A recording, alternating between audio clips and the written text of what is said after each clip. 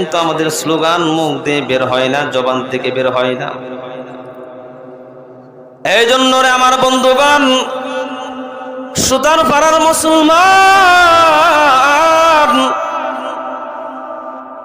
দানের শীষ মার্কা বলে বলে যখন তোমরা স্লোগান দাও, নৌকা মার্কা বলে বলে যখন তোমরা স্লোগান দাও, এই স্লোগানে কিন্তু একটা নেকিও হবে না।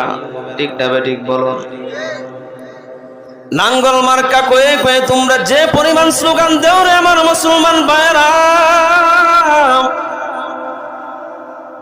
আল্লাহ রাব্বুল আলামিন কাল হাসরের ময়দানে মুসিবতের দিনের আমার বন্ধুগণ যদি জিজ্ঞাসা করে বসেন যে আমার বন্ধুগণ, এই সুতার পাড়ার মুসলমান, শক্তির মালিক কেন কাওয়ালা ছিল, দানের শীষওয়ালা ছিল না নাঙ্গল মার্কা ছিল?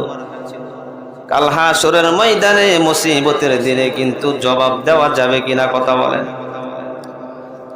এই জন্য আরেকটা বারের জন্য আল্লাহু আকবারের দলিলে বলা যাবে কিনা? আওয়াজ দিয়ে বলুন আল্লাহু আকবার। যিনি আমাদেরকে সৃষ্টি করেছেন, যিনি আমাদের রিজিক দাতা, যিনি আমাদের পালন কর্তা, ওনার নামটা লইলে কিন্তু কোন রকম মুসলমানদের কোনোদিন চুলকানি হবে না, মুসলমানদের কোনোদিন চুলকানি হবে না। আর ইহুদি নাসারা দালালদের চুলকানি চলে আসবে।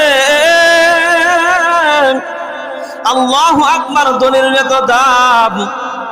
সিলেটের জমিনের দিকে লক্ষ্য করলে দেখা যায় ওলিয়া কামেল হযরতে শাহজালাল ইয়ামানি রাহমাতুল্লাহি আলাইহি যখন ভারতবর্ষ থেকে যখন ইসলাম প্রচারের জন্য শাহজালাল ইয়ামানি রাহমাতুল্লাহি আলাইহি যখন এসেছিলেন, আর আল্লাহু আকবার ধ্বনির কারণে সকলের ইতিহাস জানা গৌরগোবিন্দ দরবারে কিন্তু ঠিক থাকে নাই। আল্লাহু আকবার ধ্বনির এত দাম, আল্লাহু আকবার ধ্বনির এত দাম রে আমার বন্ধুগণ। আল্লাহু আকবারের ধ্বনির কারণে গৌরগোবিন্দর বাসভবন টাকার জায়গাটুকু টাস টাস করে একবারে তছনছ হয়ে গেল। আর যিনি করলেন তিনার নামটাকে আওয়াজ দিয়ে বলা যাবে কিনা? বলেন আল্লাহু আকবার। আল্লাহ সবচাইতে বড় না ছোট? কথা বলেন।